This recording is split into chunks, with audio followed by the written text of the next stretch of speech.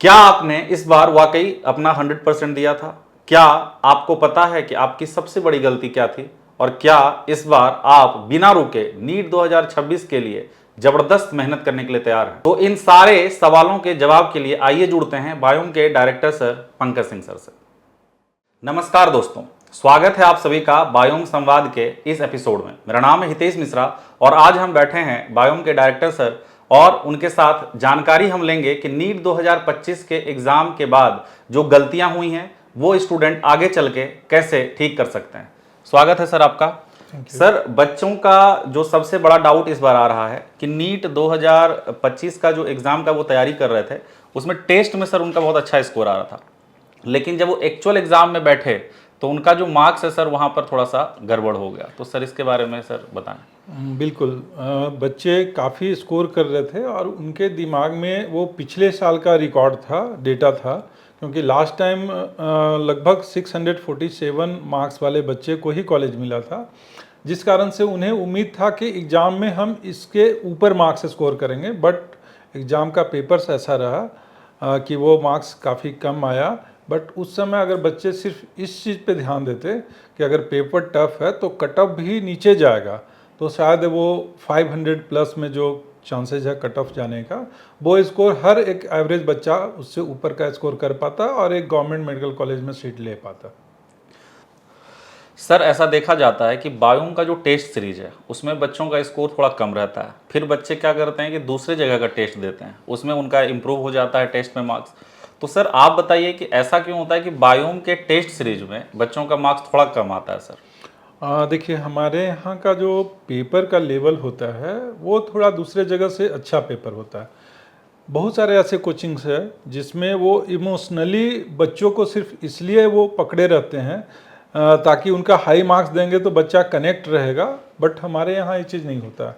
हमारे यहाँ पे है कि वो ट्रांसपेरेंट चीज़ें रहेंगी, मतलब एक्चुअल जो मार्क्स आपको आने वाला है लगभग उस मार्क्स पे वही मार्क्स आपको यहाँ दिखेगा या उससे ज़्यादा मार्क्स दिखेगा। हाँ, पिछले सालों का रिकॉर्ड रहा है कि हमारे यहाँ पे जितना भी मार्क्स आया है उससे करीब 25 नंबर 50 नंबर उनका ज़्यादा रहा है नीट के एग्ज़ाम में। बट इस बार का पेपर ऐसा था जिस कारण से बहुत सारे बच्चे का कम मार्क्स आया, लेकिन फिर भी उन सारे बच्चों का जिनका मार्क्स थोड़ा एवरेज से ऊपर रहा है, हर एक बच्चा रिजल्ट्स कर रहा है और लगभग 500 प्लस में वो स्कोर कर पा रहा है और कॉलेज जाने का चांसेस भी बढ़ रहा है। तो दूसरे जगह और इसमें सिर्फ यही अंतर है कि हम लोग ट्रांसपेरेंट चीज़ों को रखते हैं और दूसरे कोचिंग्स में क्या होता है कि वो मैनिपुलेट करते रहते हैं बच्चों को कि नहीं तुम्हारा 700 नंबर आ रहा है, 720 नंबर आ रहा है, तुम ही टॉप करोगे। ये सब उनके दिमाग में डाल दिया जाता है और जो कि एग्जाम के दिन उन्हें सबसे ज़्यादा प्रॉब्लम क्रिएट हुआ। तो सर आप ये कह सकते हैं कि हम लोग बच्चों को प्लीज करने का कोशिश नहीं करते हैं, हम लोग एक्चुअल चीज़ दिखाते हैं कि तुमको ऐसे ही करना होगा और इसके बाद ही तुम्हारा सिलेक्शन हो सकता है। बिल्कुल, हमारे यहाँ पे बच्चों को खुश करने के लिए हम लोग टेस्ट नहीं लेते हैं, ना पढ़ाते ही हैं। तो हमारे यहाँ पे हो सकता है उनका मार्क्स काफ़ी कम हो, दूसरे जगह में 50 नंबर 100 नंबर ज़्यादा रहता है। और हमें याद है कि एक पेरेंट्स हमें आके इस चीज़ के लिए बोले थे कि आपके यहाँ जब टेस्ट देता है बच्चा तो 500 नंबर आता है, और एक जिनका बहुत बड़ा नाम है ऑनलाइन पे उनके यहाँ पे जाता है तो 700 नंबर आता है। अच्छा। और वो नंबर के कारण से मेरा बच्चा आपके यहाँ टेस्ट नहीं देता है, उन्हीं के यहाँ का टेस्ट देता है।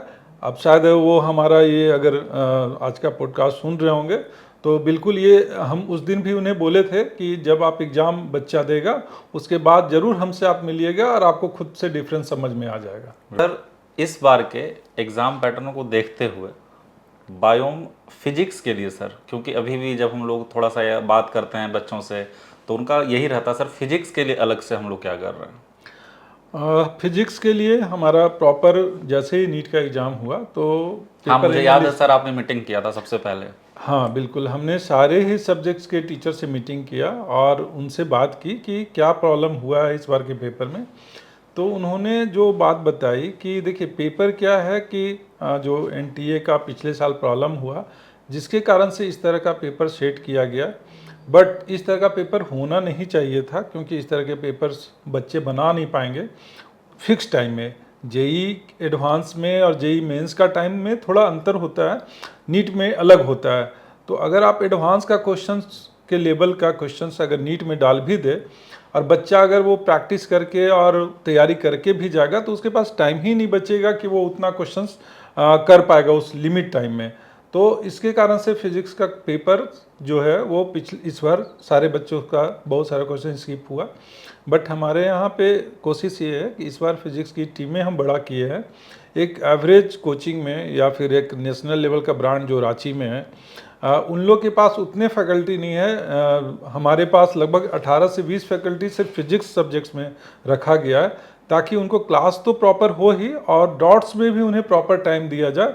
और लेवल ऑफ क्वेश्चंस हम लोग थोड़ा अप करेंगे, बट ये नहीं करेंगे कि हम उन्हें एडवांस का क्वेश्चंस बनाना शुरू करवा देंगे। सर बहुत सारे स्टूडेंट और पेरेंट दोनों के मन में एक दुविधा चल रही है इस एग्ज़ाम पैटर्न को देखते हुए कि वो अपने बच्चे को ईयर गैप लेने दें या नहीं। सर इस पे आपका क्या कहना है? बिल्कुल, देखिए इस बार काफ़ी बच्चे जो है वो क्योंकि हम सेंटर पे खुद जाते हैं, तो वहाँ कई ऐसे बच्चे थे जो एग्ज़ाम हॉल से जब बाहर निकल रहे थे तो रो रहे थे वो, और उनके पेरेंट्स उनको ढाढ़स बना रहे थे कि नहीं नहीं कोई बात नहीं है। बट कहीं ना कहीं बच्चों को तकलीफ़ हुआ कि तैयारी उनकी बहुत अच्छी थी, 650 नंबर ला रहे थे, एक्सपेक्ट कर रहे थे 680 नंबर आ जाएगा, और वहाँ पे उम्मीद के हिसाब से अच्छा नहीं कर पाए। बट कोई परेशानी नहीं है, जो बच्चे 500 से ऊपर भी स्कोर कर रहे हैं वो भी मेडिकल कॉलेज में जाने का चांसेज है, जिनका कम से कम झारखंड स्टेट का डोमिसाइल रहेगा। तो हमारे हिसाब से जो चीज़ें हैं वो ये चेक करना होता है कि अगर आपका तैयारी अच्छा है और कुछ मार्क्स से आप छूट रहे हैं, मान लिया जाए कि इस बार कट ऑफ जो है वो 510 नंबर गया और आप 100 मार्क्स पीछे हैं या 50 मार्क्स से रह जाएंगे, तो आपको बिल्कुल तैयारी करनी चाहिए।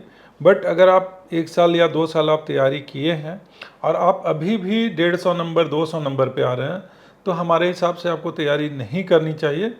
बायो से और भी कई करियर का ऑप्शन है, आप दूसरे ट्राई करें, आपके लिए वो ज़्यादा बेहतर है। आप अगर तैयारी करेंगे फिर अगले बार पेपर कैसा होगा क्या होगा इसको कोई नहीं जानता है, तो फिर आप 1 साल 2 साल तैयारी करेंगे और फिर से पता चला कि हम फिर भी अभी 200 से 300 नंबर तक जा पाए। तो हमारे हिसाब से सिर्फ यही है कि आपको डिसाइड करना है कि हम किस जगह पे स्टैंड कर रहे हैं। अगर आपका मार्क्स कुछ मार्क्स से रह जा रहा है तो आपको तैयारी करनी चाहिए, और अगर बहुत ज़्यादा गैप है तो बिल्कुल चेंज कर लेना चाहिए। सर का एक्सपीरियंस बोलता है इस चीज़ में। एक बच्चा सर आया था, वो बोला सर पिछले साल मुझे अच्छा कॉलेज मिल रहा था लोकल लेवल पे, लेकिन नहीं गया, और इस बार वो मतलब बोल रहा है कि सर मेरा कुछ हो ही नहीं पाएगा। तो सर ने एक पॉइंट बहुत इंपॉर्टेंट मेंशन किया है कि अगर आपको लगता है कि हो जाएगा तो आप जरूर कॉलेज पकड़ लीजिए, और नहीं तो अगर आपको लगता है नहीं तो कोई ना कोई स्ट्रीम वहाँ से ले लीजिए। सर इसी से जुड़ता हुआ एक और सवाल है, छोटा सा आंसर सर इस पर, कि अब जो 3 साल से 4 साल सर ले चुके हैं ड्रॉप, उनको सर क्या करना चाहिए, उनका स्ट्रेटेजी क्या होना चाहिए? सर देखिए, हम तो सबसे पहला हमसे अगर बच्चा मिलता है सबसे पहला ही क्वेश्चन ये करते हैं कि आप डॉक्टर बनना है, 4 साल आप तैयारी कर चुके हैं, साल 2 साल और तैयारी करेंगे, 6 साल के बाद आप MBBS के लिए कॉलेज में एडमिशन लेंगे, 6 साल आप कॉलेज में पढ़ेंगे, फिर PG का तैयारी शुरू करेंगे, फिर PG के लिए 2 साल करेंगे। इस तरह से आपके पास जो टाइमिंग होगा वो लगभग 15 साल का हो गया। तो अगर आपका एज अभी के टाइम में लगभग 20 साल होगा, तो आप अगले 35 साल तक तो तैयारी और मेडिकल कॉलेज में ही बिता देंगे, तो बाकी का जर्नी आप कहाँ पे कर पाएंगे।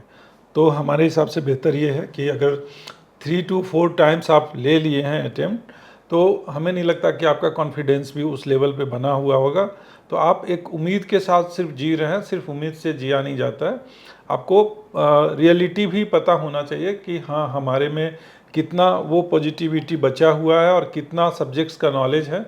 अगर नहीं है तो आप छोड़ दीजिए तैयारी, आप कुछ और कीजिए, और बायो से ही करना है। बायो में बहुत सारा ऐसा करियर ऑप्शन है जहाँ पे आप MBBS के पैरेलली बहुत कुछ कर सकते हैं।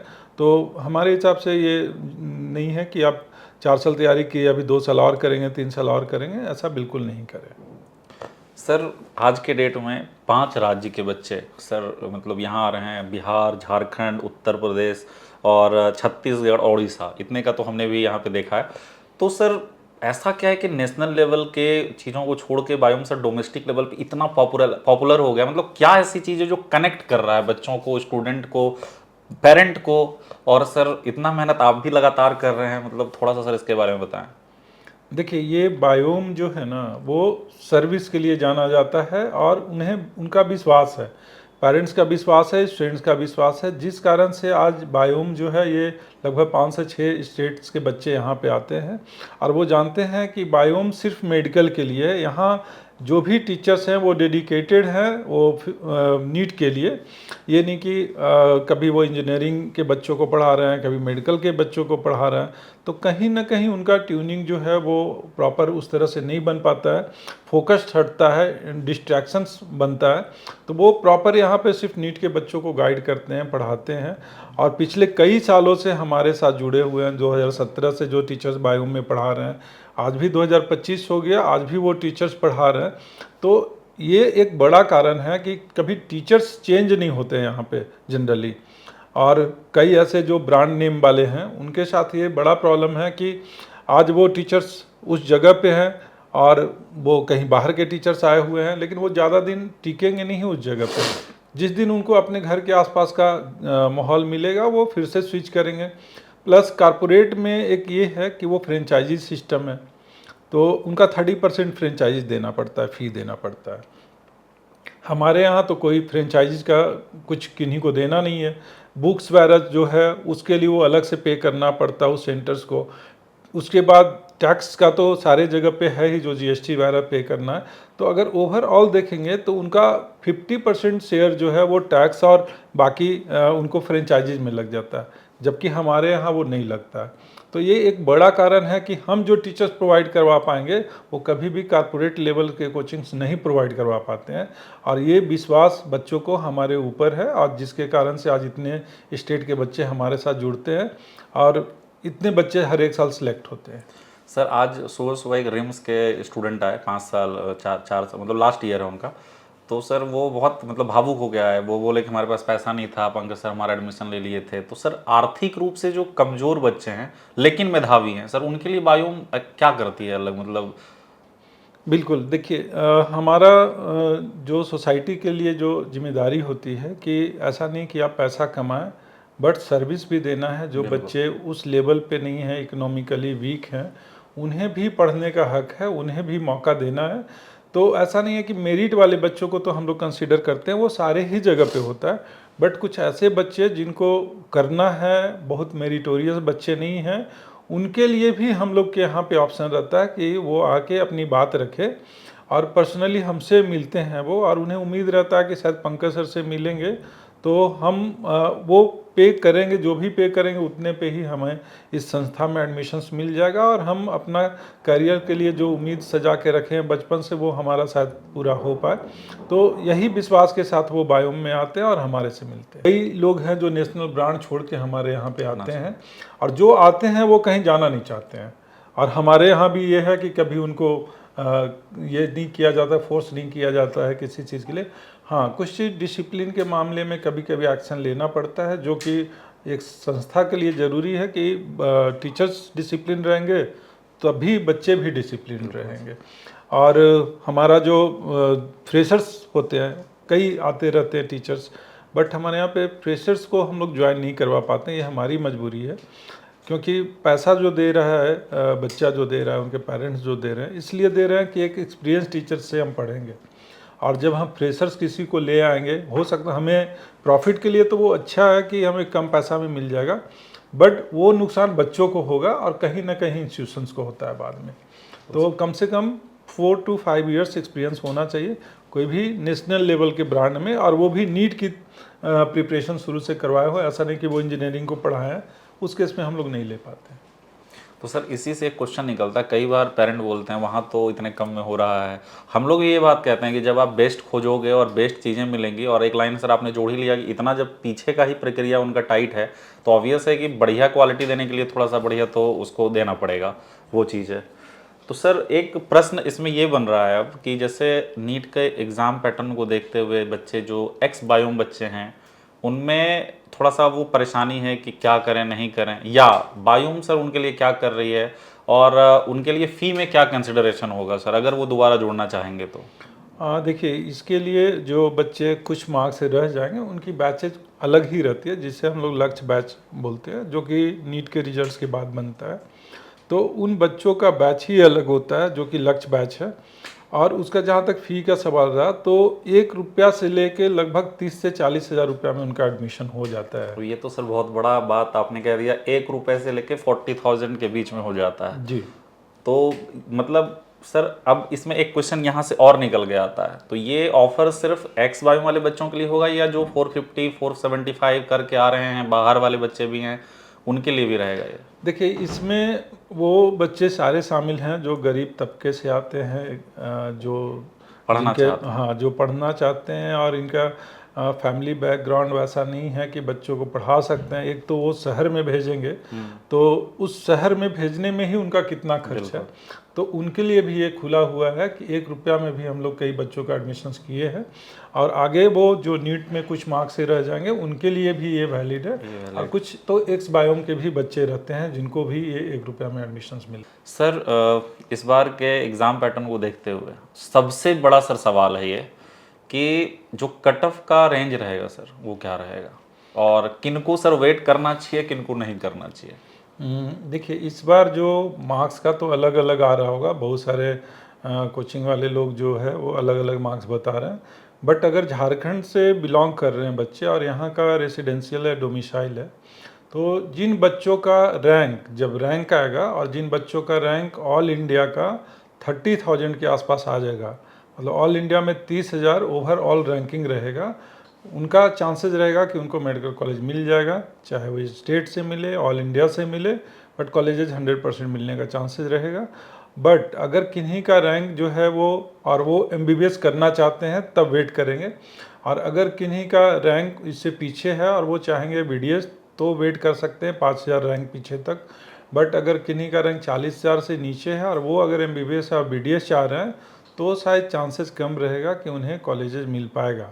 तो मार्क्स से अच्छा, आपको सबसे अच्छा जो तरीका जानना है वो आपका जैसे ही रैंक है आपको वेट करना है कि नहीं करना है, काउंसलिंग का वेट करना है नहीं करना है, तो वो रैंक डिसाइड कर देगा कि आपका रैंक ऑल इंडिया में अगर ओवरऑल 30,000 है तो वेट करेंगे, और अगर आपको BDS लेना है थोड़ा और रैंक पीछे, 5,000 रैंक पीछे चले जाइए, और अगर आपका रैंक इससे भी पीछे है तो चांसेस थोड़ा सा कम रहेगा। तो आप जो भी क्लासेस करना है, ज्वाइन करना है, कहीं पे सेल्फ तैयारी करना है, आप खुद को रेडी कीजिए और अपना आगे का जर्नी के लिए सोच के रखिए। तो सर अपने संस्था में अपना 2 ब्रांच है, एक यहाँ लालपुर में और एक हीनू में, तो सर जो अपकमिंग बैचेज़ हैं तो वो कब आ रहा है? अभी तो बहुत सारे बैचेज स्टार्ट हो चुके हैं हमारे दोनों ही सेंटर पे, और कमिंग बैच जो है हमारे हीनू सेंटर में वो 5 जून से स्टार्ट होगा, जबकि वो सर्कुलर रोड में जो हमारा सेंटर है वहाँ की बैचेज जो है क्लास फाउंडेशन के लिए और टारगेट बैच के लिए ये 12 जून से स्टार्ट होगा यहाँ पे, और जिसके लिए हमारा एक टेस्ट होता है स्कॉलरशिप का जो कि संडे को होगा। ठीक है, तो मुझे उम्मीद है कि यह पॉडकास्ट आपके लिए बहुत ही इंपॉर्टेंट होगा, क्योंकि बहुत सारे सवालों का जवाब मिल गया है और आपको जो एक डीमोटिवेशन अंदर से आ रहा था वो मुझे लग रहा है कि सर ने बहुत क्लैरिटी के साथ आंसर कर दिया है। और बिल्कुल डीमोटिवेट मत होइए। देखिए, बायो में जुड़ने का फायदा मुझे एक और लगता है कि पढ़ाने के साथ साथ सर यहाँ पे उनके रिलैक्सेशन का भी इंतजाम करते हैं। मुझे पता चला यहाँ पे कि बायो में फिएस्टा रखा गया था जिससे आप स्ट्रेस रिलीज करते हैं, बीच बीच में टॉपर स्टॉक होते रहता है, जो डॉक्टरी ऑलरेडी कर रहे हैं वो आके यहाँ पे आपको बताते हैं कि आगे कैसे क्या आपके लाइफ में आने वाला है जब आप कॉलेज पहुंचते हो। तो बहुत मतलब एक हेल्दी इन्वायरमेंट आपको मिलने वाला है और आप इस माहौल में जब पढ़ेंगे तो आपको बहुत अच्छा लगेगा और आप एग्जाम जल्द से जल्द क्रैक करेंगे। तो जुड़िए बायोम के साथ और अपने तैयारी को एक नई रफ्तार दें। Thank you.